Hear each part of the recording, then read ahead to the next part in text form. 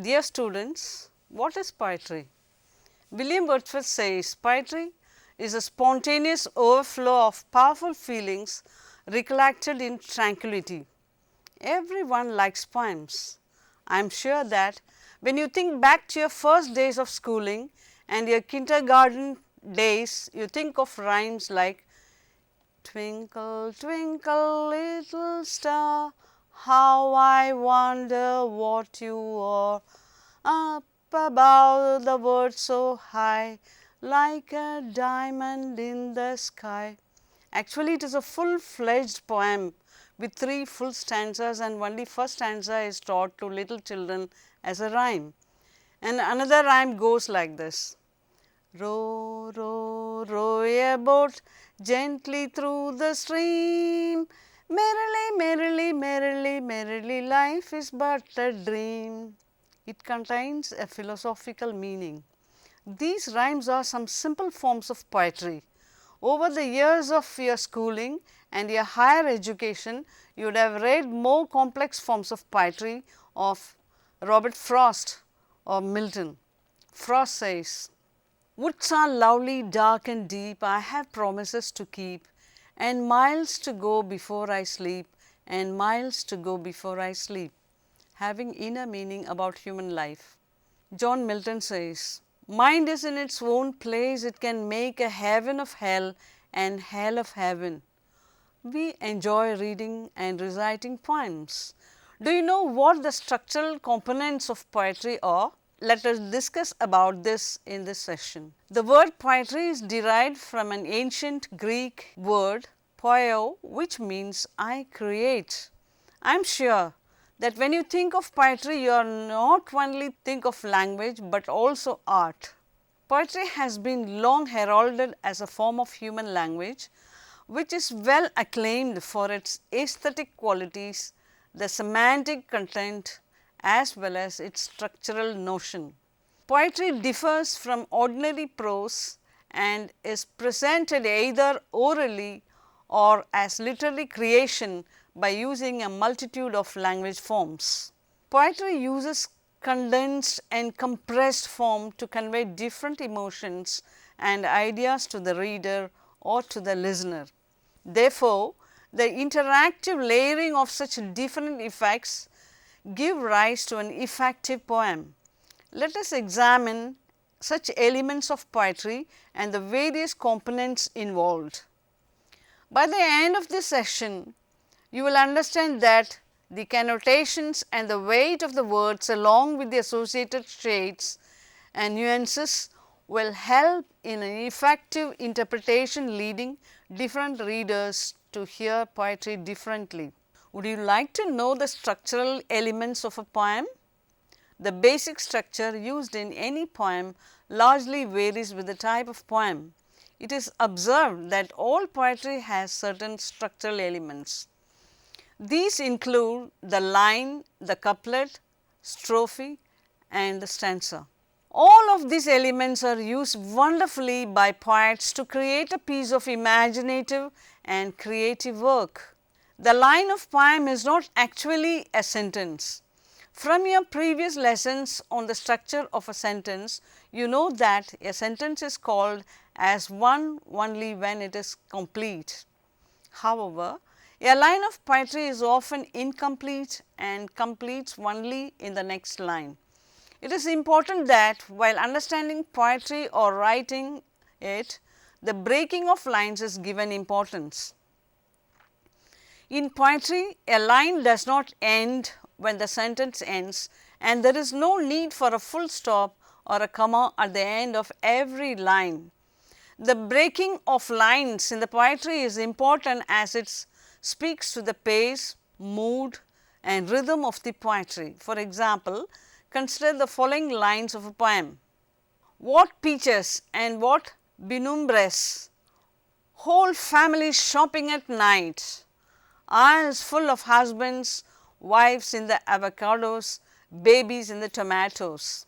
The aim of splitting the line whole families shopping at night is to give emphasis to the words themselves so that the reader will pause at the end of every exclamation mark. The second structural element of any poem is couplets. Couplets can be identified very easily in poetry. Every couplet is made up of two lines which share a common end rhyme. The presence of a couplet helps in introducing a complete thought at a time. Most couplets have been used in early English literature. The most commonly found couplets are in Shakespearean literature and can be used at the end of sonnets to conclude ideas. How like Eve's apple doth thy beauty grow, if thy sweet virtues answer not thy show. Even without knowing the contents of the entire sonnet, the couplet provides the reader with some important information about the poem. From the above couplet, it is understood that the poet is writing a poem about the beauty of a woman. Strophe.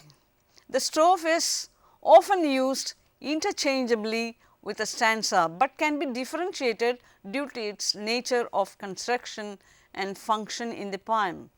The strophe is a group of lines or verses to form a distinct section of the poem.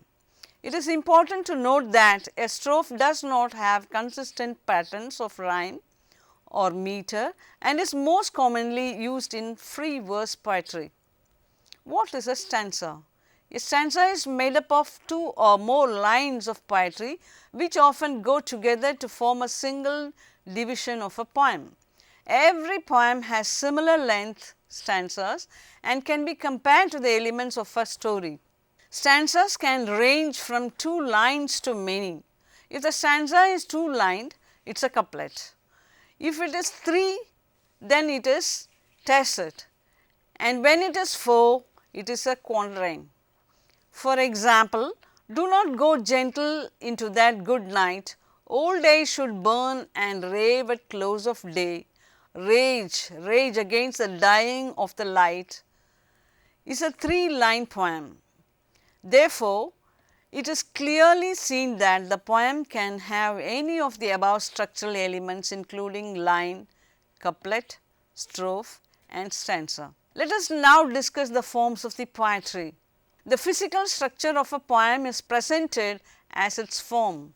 The form of the poem can be looked upon as the length of the lines, the associated rhymes, repetition as well as the system of rhymes. The type of poem and its features to identify the underlying patterns is therefore described by using the form of poetry. Another sense of form is the identification of familiar patterns. For examples, patterns can be single and open-ended as seen in blank verses, and they can be quite complex as seen in rhymes with repetitive lines, fixed lines and rhythms as seen in sonnets. So, my dear students, let us now examine the different forms normally used in poetry. Acrostic form. An acrostic poem is a poem which uses the first letter of every line to identify any word or phrase. It is common to find a word or a phrase through the center of a poem. Sometimes, in such cases, the acrostic is referred to as a monostic, or at the end of the lines when the acrostic is referred to as a telistic.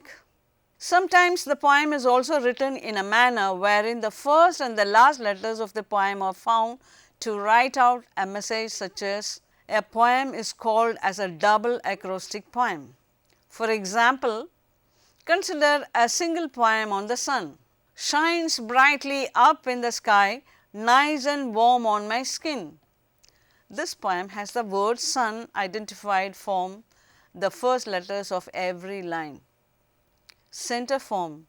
When a poem is made up of lines from other poems, then the poem is referred to as a center. This is identified from an Italian word called a patchwork, or is often called as a technique instead of a form. It can be thought to be of different lengths and does not necessarily rhyme. The following poem is an effective example of center. Much have I travelled in the realms of gold, and many goodly states and kingdoms seen. John Keats, on first looking into Chapman's Homer. But still I long, Alison Chisholm, to learn tales, marvellous tales of ships and stars and isles where good men rest. James Elroy Flecker. The Golden Road to Samarkand. How others fought to forge my world. Alison Chisholm. The above lines have been taken from different poems. The first line is taken from John Keats, the second and the fourth line by Alison Chisholm, and the third line by James Elroy Flecker. Clerihew The third type of form is called as a clerihew form. This form is a four-lined poem and is often referred to as an AABB poem. The first line gives the subject of the poem, and this poem has a form which is highly irregular in nature. An example of a clerihew is given below. Sir Humphrey Davy abominated gravy. He lived in the odium of having discovered sodium. As you can see, it is four-lined in nature. Double dactyl form. This type of form is normally used for verses called as nonsense verses. In this form of poems, there are a total of 8 lines, each consisting of 2 dactyls. The first line is a nonsense word, higgledy-piggledy. The second is usually a name with other line rhyming in nature. Higgledy-piggledy, Benjamin Harrison, 23rd President was and as such, served between Clevelands, and save for this trivial idiosyncrasy didn't do much. Rhythm in poetry. Rhythm is identified as the different patterns of sound which are made often by varying the stressed and the unstressed syllables in any given poem. Rhythm in poetry has a patterned recurrence within a certain range of regularity. Rhythm, while difficult to define, can easily be identified by the ears and the mind. The rhythm is found to have qualities of movement, repetition and pattern to give the temporal structure to any given poem. Many poetic experts have argued that the rhythm is most essential to poetry as it helps in heightening the emotional response and affords the readers with a sense of balance. When English poems are considered, rhythm can be identified based on 5 different forms. The first type is called as an lambic, example collapse, rhythm which has a single unit of one stressed syllable and one unit of unstressed syllable. The second is called trochaic, example pizza, when the unstressed syllable precedes the stressed syllable. When the rhythm has only unstressed syllables, it is called as a spondaic rhythm. If it has 2 stressed syllables and the one unstressed is anapaestic, that is but of course, and if it has one unstressed syllable and 2 stressed ones, it is called dactylic, example honestly. Every unit is called as a foot based on the number of foots that are there in any given line of a poetry. A meter is defined. If a line has 1 foot, it is called as monometer, 2 it is diameter, and so on. Unlike rhythm, meter is not a prerequisite for any poetry. It is identified to be an abstract organization of elements which enables identification of stress, duration and the number of syllables per line. The use of metrical patterns in conjugation with other sound patterns helps in producing tension or counterpart. To explain the above concept, consider the following example. How do I love thee? Let me count the ways. The above line is from a sonnet by Elizabeth Browning. It is seen that all the above line is made up of iambic feet which are 5 in number. Therefore, this is called as an iambic pentameter.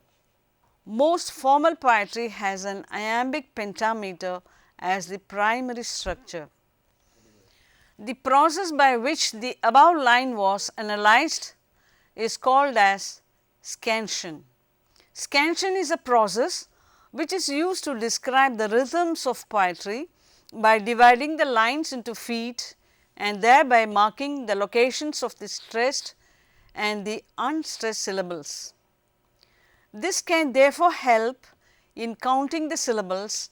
It is seen that when there is a large number of iambic and anapestic meters in a given line, then it is called as rising meter as it moves from unstressed to stressed. On the other hand, when trochaic and dactylic meters are used, then they are called as falling meters as it moves from stressed to unstressed. It is seen that while iambic and anapestic meters are used for classical and serious poetry, anapestic and dactylic are often used for comic poetry. For example, bats have webbly wings that fold up, bats from ceilings hang down rolled up. The above line has a dactylic form and is used to cover comedy. Complexities of form and rhythm. Points indicate that the rhythm and form can be altered by the use of certain structural elements. These include the use of cassure enjambment and change in rhythm for emphasis.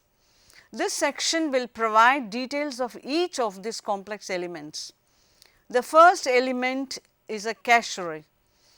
A cassure is defined as a visible break or pass in a line of poetry.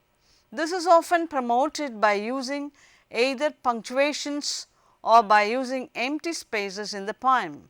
The use of such features helps in signifying a pause which is required while reading that line of poetry. Such elements are used to help change the rhythm of the line. The adoption of the cassure changes the final pattern of the line and was most useful when writing olden day ballads. For example, consider the following ballad. Sigmund's glory grew and grew because of his courage when he killed the dragon, the guardian of the hoard, under grey stone. From Simon Henney, translation of Beowulf, lines 884 to 886. From the above lines, it is seen that there is a need to pass between the lines. Such ballads were often given musical tunes, and when the singer embarked on the stories of brave warriors, the presence of cassure helped them pass and give more emphasis. The second type of structural form which impacts the rhythm of any given poetry is the use of enjambment. The use of enjambment is to change the oral rhythm of poetry. In poetry, an enjambment is the break of a syntactic unit or a clause which is split over two or more lines without a punctuated pass. An enjambment can be used to delay the intention of the line until the following line is read by the reader. Such an approach builds on the expectation of the reader and the hopes to surprise them. For example, consider the following lines from the poem, The Rape of the Lock. On her white breast a sparkling cross she wore, which Jews might kiss and infidels adore. It is seen from the example that on the first read any reader would get confused. The first question that comes to your mind is, why would a Jew adore a cross? But when you revisit the line, you understand the satire and the humor involved. The author here refers to the fact that despite the religion of a man, he would like to get close to a woman. Apart from this, the enjambment can be used to rhyme with other words. Consider the example. The four engineers wore orange braziers. To make the lines rhyme, the word engineers has been split into two. Finally, a change in rhythm is used for emphasizing any given point. For example, a poem which has an iambic pentameter throughout its entire length can change its rhythm in the final couplet. Consider the poem by Shakespeare. That music hath a far more pleasing sound. I grant I never saw a goddess go, my mistress, when she walks treads on the ground, and yet I think my love as rare as any she belied in false compare. All other lines have an iambic pentameter. However, in the final couplet, the first line has 8 syllables, while the second has 10. This is to change the rhythm and match the speaker tone. The aim is to stress that the speaker really does love his mistress. Reading structure of a poem. We have seen in detail about how anyone can structure their poem. Now, we will have an insight into how a poem can be read. It is important that certain basic steps are followed while reading the poem. This is as important as understanding the structure of the poem. The first step is to understand the basic structure of the poem.